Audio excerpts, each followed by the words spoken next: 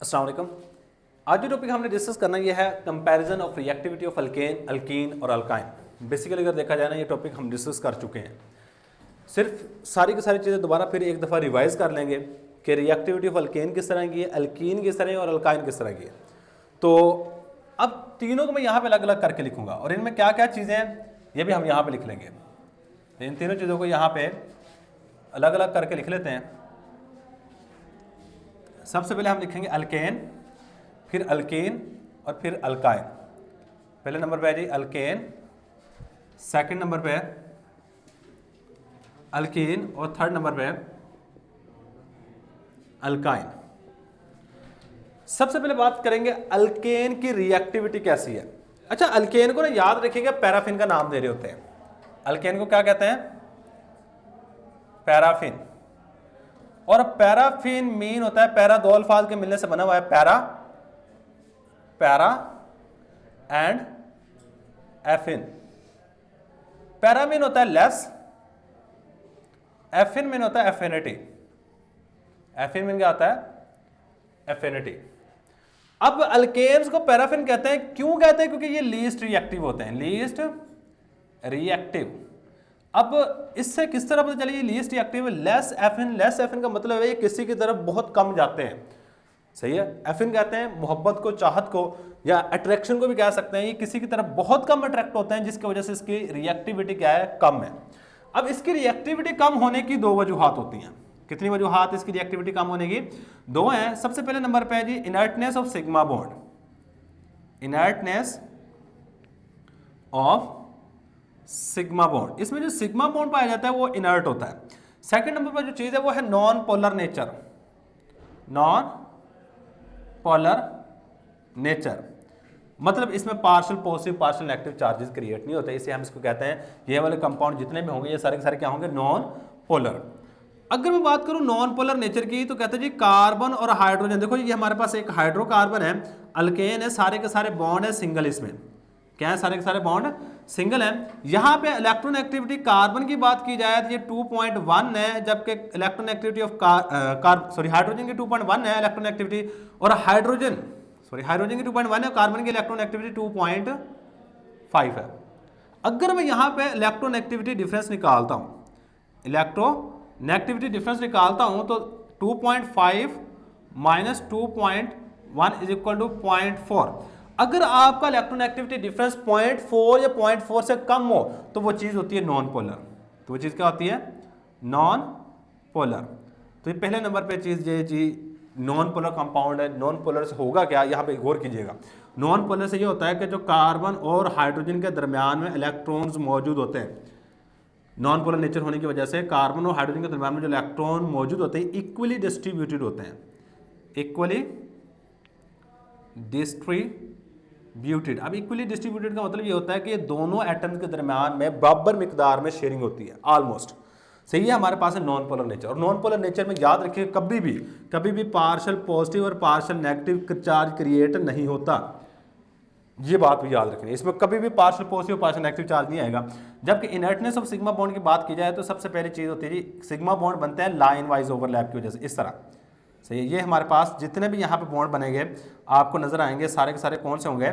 Sigma bond होंगे। ये मैं इथीन की एग्जांपल दे रहा हूँ, इसमें हर जगह पे तीन एक कार्बन के साथ 3 हाइड्रोजन होते हैं और दरमियान में एक सिंगल बॉन्ड होता है। कहते हैं जो जितने भी बॉन्ड यहाँ बन रहे होते हैं वो सिग्मा बॉन्ड होते हैं। और सिग्मा बॉन्ड याद रखिएगा लाइन वाइज ओवरलैप की वजह से बनता है। और इसमें एक बात जो सबसे मोस्ट इंपॉर्टेंट जो कि आपने फर्स्ट ईयर में पढ़ी हुई है वो ये है कि जो सिग्मा बॉन्ड है ये स्ट्रोंगर बॉन्ड है। ये क्या है?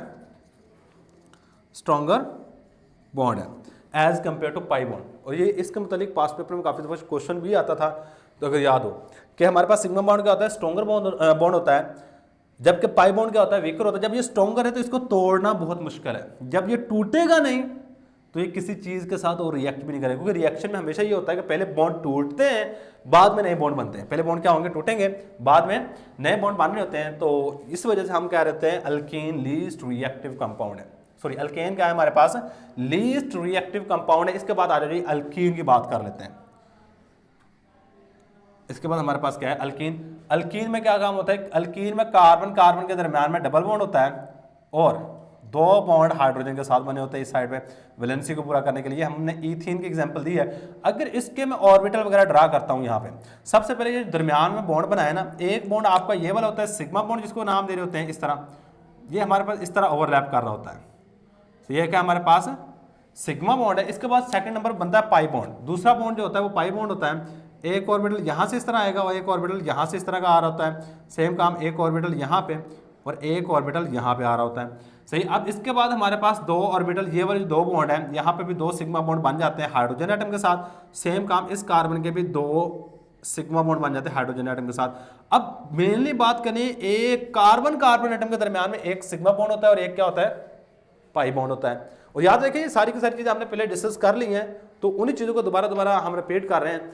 तो अब ये वाला जो पाई बॉन्ड होता है ना, ये वाला क्या हमारे पास पाई बॉन्ड, और ये वाला क्या हमारे पास सिग्मा बॉन्ड। और याद रखिएगा, जो पाई बॉन्ड होता है वो वीकर बॉन्ड होता है, आसानी से टूट जाता है, वीकर बॉन्ड।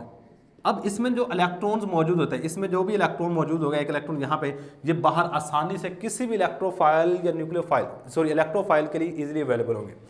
सही है। इलेक्ट्रॉन्स, अब कौन सा electron, pi electron, pi electrons are easily available, easily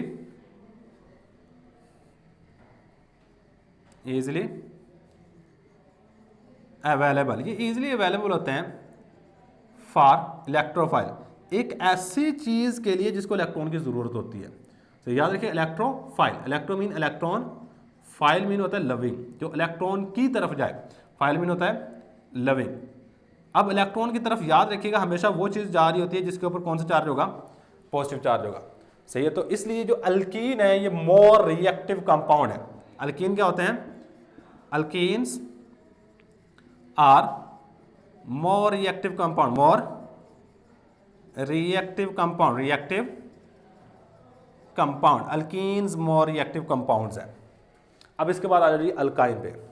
alkyne की रिएक्टिविटी की अगर बात करूं, सबसे पहले आपको अल्काइन की स्ट्रक्चर आनी चाहिए। कार्बन कार्बन के दरमियान में कौन सा बॉन्ड होता है, ट्रिपल बॉन्ड होता है, और एक एक हाइड्रोजन इसके साथ जुड़ा होता है।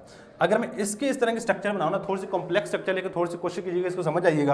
अब देखो, कार्बन एटम मैंने यहाँ बनाया, कार्बन एक यहाँ बना ली। सबसे पहले बनता है सिग्मा बॉन्ड। सबसे पहले क्या बनेगा, ये क्या हमारे पास सिग्मा बॉन्ड। चलो जी, एक बॉन्ड तो मैंने कह दिया, ये वाला सपोज करता हूं ये वाला सिग्मा बॉन्ड है। 2 पाई बॉन्ड किस तरह बनते हैं, इस पर गौर कीजिएगा। पहले नंबर पे हाइड्रोजन, यहाँ पे एक हाइड्रोजन जुड़ा होता है, एक हाइड्रोजन यहाँ पे जुड़ा होता है। अब 2 पाई बॉन्ड देखिए किस तरह बनते हैं। एक पाई बॉन्ड आपका इस तरह इलेक्ट्रॉन होकर बनना होता है, इस तरह, ये एक पाई बॉन्ड बन गया। ये क्या हमारे पास है, एक पाई बॉन्ड। जबकि दूसरा पाई बॉन्ड पता है किस तरह बनता है, इस पर गौर कीजिएगा। दूसरा पाई बॉन्ड आपका ऑर्बिटल इस तरह मिलेंगे, इस तरह, एक पीछे से इस तरह मिलेगा। दूसरा जो पाई बॉन्ड होता है, जो बाकी ऑर्बिटल बनेंगे वो इस तरह से सामने से मिलेंगे और एक पीछे से इस तरह मिल जाएगा। जिस तरह ये ऊपर और नीचे से मिल रहे हैं, एक सामने से और पीछे से मिलेंगे, और सेकंड पाई बॉन्ड बन जाएगा यहाँ पे। सेकंड पाई बॉन्ड किस तरह बनेगा, थोड़ा सा मैं इस तरह बना देता हूँ, और एक हमारे पास पीछे से होगा। तो इस तरीके से ये असल में बाहर की तरफ आ रहा है, और एक बॉन्ड जो हमारे पास बना है दरमियान पीछे से, पाई बॉन्ड, वो पीछे से जा रहा है, पीछे से ऑर्बिटल ओवरलैप कर रहे हैं। अब यहाँ पे गौर करोगे ना, हमारा अंदाजा ये कहता है कि इसमें एक पाई बॉन्ड था, तो ये वाली चीज मोर रिएक्टिव है। इसमें तो 2 पाई बॉन्ड है। मतलब अल्काइन की बात की जाए तो अल्काइन में 2 चीजें। पहले नंबर पे हमारे पास इसमें 1 सिग्मा बॉन्ड है, 1 सिग्मा बॉन्ड है, और 2 पाई बॉन्ड है। 2 क्या है, पाई बॉन्ड। अब हमारा अंदाजा ये कहता है कि इसमें 2 पाई बॉन्ड है, pi bond is a weaker bond, so it is more reactive होनी चाहिए। लेकिन ऐसा नहीं है, यह अल्कीन की निस्बत कम रिएक्टिव है, जबकि अल्केन की निस्बत ज्यादा रिएक्टिव है। अब इसकी रीजन क्या है, देखो यहां पे हमने कहा था ये वाला इलेक्ट्रॉन जो पाई बॉन्ड के अंदर मौजूद होते हैं, ये आसानी से मिल जाता है। जब इसमें ट्रिपल बॉन्ड बनता है ना, ये वाला इस एटम के दरमियान में, तो ये वाले 2 एटम एक दूसरे के करीब आ जाते हैं, क्योंकि ट्रिपल बॉन्ड बहुत ज्यादा स्ट्रॉन्गर होता है। ये दोनों एटम को आपस में करीब करीब खींच लेता है। जब ये दोनों एटम करीब करीब आते हैं, ये वाले सारे के सारे इलेक्ट्रॉन इन एटम्स के दरमियान में आ जाते हैं। सही। और ये वाले इलेक्ट्रॉन जो दरमियान में आ जाते हैं, करीब करीब आने की वजह से, is not easily available, is not easily available for electrophile. किसी भी इलेक्ट्रोफाइल के लिए आसानी से नहीं मिलेंगे। सही है। सो अल्काइन कम रिएक्टिव होती हैं। अगर मैं इनके ऑर्डर ऑफ रिएक्टिविटी लिखूं तो इसमें सबसे ज़्यादा रिएक्टिव कौन सी चीज़ है? अल्कीन सबसे ज़्यादा रिएक्टिव है, इसके बाद अल्काइन, और ये ऑर्डर ऑफ रिएक्टिविटी याद रखिएगा, और इसके बाद हमारे पास अल्केन। सबसे ज़्यादा अल्कीन रिएक्टिव है, फिर अल्काइन रिएक्टिव है, फिर अल्केन रिएक्टिव है। सही है, हमारे पास है ये comparison between the reactivity of alkane, alkyne, alkyne. इसको मैंने लिखा इसलिए नहीं क्योंकि हमने ये सारी चीज़ें पहले लिख चुके हैं, तो इसीलिए ये हमारे पास आज का लेक्चर। अल्लाह हाफिज़।